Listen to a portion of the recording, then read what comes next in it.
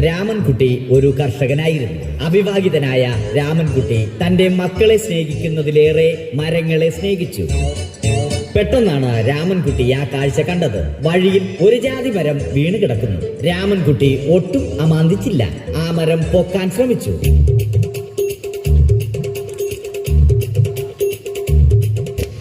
നടക്കുന്നില്ല. പിന്നെയും പൊക്കാൻ ശ്രമിച്ചു.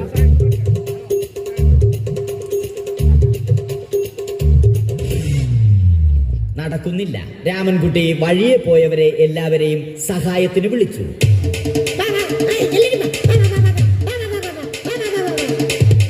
ആരും വന്നില്ല. അവസാനം കുടുംബശ്രീ യൂണിറ്റിൽ തൊഴിലുറപ്പിന് പോകുന്ന പെണ്ണുങ്ങളെ സഹായത്തിന് വിളിച്ചു.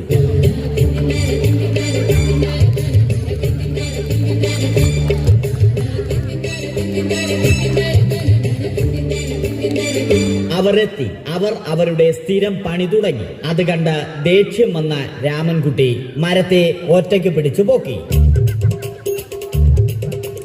അത്ഭുതമെന്ന് പറയട്ടെ, മരം നേരെ നിന്നു. ഇത് കണ്ട തൊഴിലുറപ്പ് പെണ്ണുങ്ങൾ രാമൻകുട്ടിയോട് നോക്കുകൂലി ആവശ്യപ്പെട്ടു.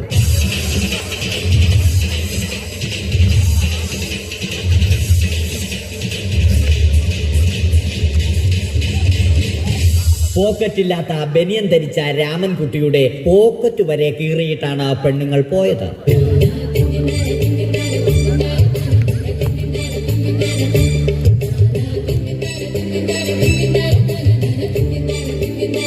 രാമൻകുട്ടി പിന്നീട് ഒന്നും ആലോചിച്ചില്ല. മരത്തിന് ഫാക്ടംബോസ് 2020 സെപ്റ്റംബർ 14 നൽകി. മരം തഴച്ചു വളർന്നു. ഇത് കണ്ട രാമൻകുട്ടിക്ക് സന്തോഷം വന്നു. സന്തോഷം വന്നാലും ദുഃഖം വന്നാലും രാമൻകുട്ടിക്ക് മരത്തിനു ചുറ്റും ഡാൻസ് കളിക്കുക എന്നുള്ളത് രാമൻകുട്ടിയുടെ മാസ്റ്റർ പീസ് ആയിരുന്നു. ആ മാസ്റ്റർ പീസ് രാമൻകുട്ടി ഇവിടെയും എടുത്തു.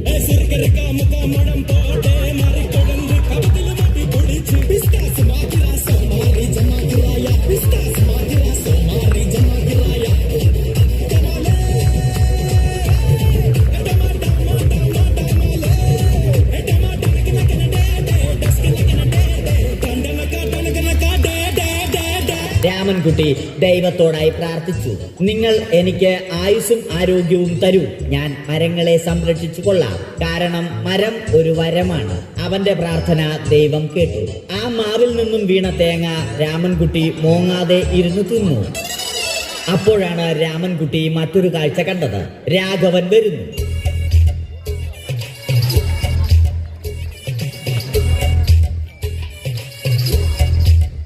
മരം മുറിക്കൽ ഹോബിയാക്കിയ, അതിലുപരി ജോലിയാക്കിയ രാഘവൻ മരങ്ങളുടെ ശത്രുവല്ലേ? മരങ്ങൾ മുറിച്ച് ഫർണിച്ചർ പണിയുന്നത് തെറ്റല്ലേ? അവനെ ഇതിൽ നിന്നും പിന്തിരിപ്പിക്കണം. അവർ തമ്മിൽ ഒന്നും രണ്ടും പറഞ്ഞു. സംസാരം മൂത്ത് വാക്കേറ്റമായി. അത് പിന്നെ അടിയിൽ കലാശിച്ചു.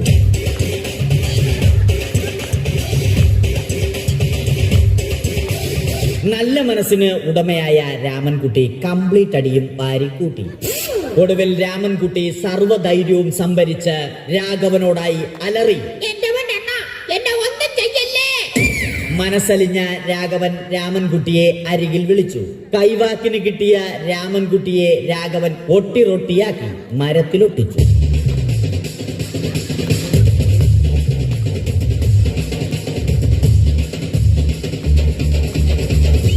ഇന്നത്തെ പണി കഴിഞ്ഞ രാഘവൻ സംതൃപ്തിയോടെ വീട്ടിലേക്ക് മടങ്ങി.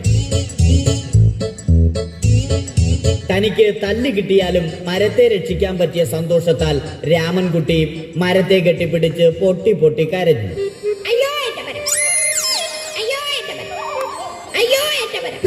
കാരണം മരം ഒരു വരമാണ്. കെട്ടിപ്പിടിക്കൽ ഏറ്റുവാങ്ങിയ മരം നാണം കൊണ്ട് ചില്ലകൾ താഴ്ത്തി. മരത്തെ രക്ഷിച്ച ക്ഷീണത്തിൽ രാമൻകുട്ടി മരച്ചുവട്ടിലിരുന്ന് ഉറങ്ങിപ്പോയി. പെട്ടെന്നാണ് അത് സംഭവിച്ചത്. പ്രകൃതി അതിന്റെ തനിക്കോണം കാണിച്ചു തുടങ്ങി. മഴയും കാറ്റും ഇടിയും വന്നു. അതോടൊപ്പം കോളും വന്നു. കോളെടുത്ത് രാമൻകുട്ടി പറഞ്ഞു. കോൾ കട്ടായി. രാമൻകുട്ടി ദൈവത്തോടായി പറഞ്ഞു. കാറ്റും മഴയും അതൊന്നും ചെവിക്കൊണ്ടില്ല. രാമൻകുട്ടിയുടെ മരം ആടി ഉലഞ്ഞു.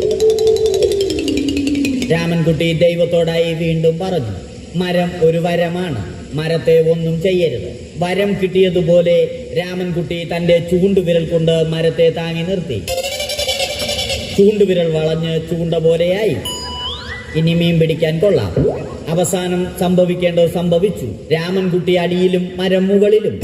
അന്ത്യശ്വാസം വലിക്കുന്നതിനു മുമ്പ് രാമൻകുട്ടി ദൈവത്തോടായി ഇങ്ങനെ പറഞ്ഞു, എന്റെ പൊന്നോ, മരം ഒരു വരം തന്നെയാണ്.